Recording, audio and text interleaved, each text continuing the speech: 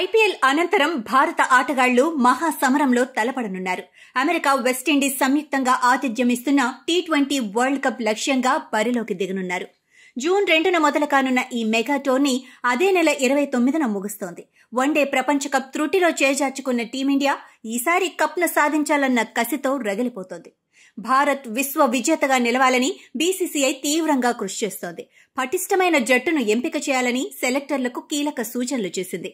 అంతేకాక భారత మాజీ క్రికెటర్లు అభిప్రాయాలను స్వాగతిస్తోంది. వాళ్ల ఆలోచనలు పరిగణలోకి తీసుకుంటూ చర్యలు చేపడుతోంది. అయితే వరల్డ్ కప్ ముందు బీసీసీఐ ఓ కీలక నిర్ణయాన్ని తీసుకోనుందని తెలుస్తోంది. మహేంద్ర సింగ్ ధోనీని తిరిగి టీమిండియాలో చేర్చాలని బీసీసీఐ భావిస్తున్నట్లు సమాచారం. అయితే ఆటగాడిగా కాకుండా మెంటర్గా ధోనీకి బాధ్యతలు అందివ్వాలని చూస్తోంది. సూపర్ ఫామ్ లో ఉన్న ధోనీ టీమిండియా డ్రెస్సింగ్ రూమ్ లో ఉంటే భారత జట్టుకు అదనపు బలం చేకూరుతుందని భావిస్తోంది.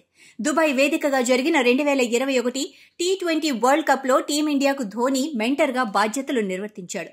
కానీ ఆ మెగా టోర్నీలో భారత్ సత్తా చాటలేకపోయింది. సెమీఫైనల్స్ కు కూడా అర్హత సాధించలేకపోయింది. గ్రూప్ దశలోని నిష్క్రమించింది.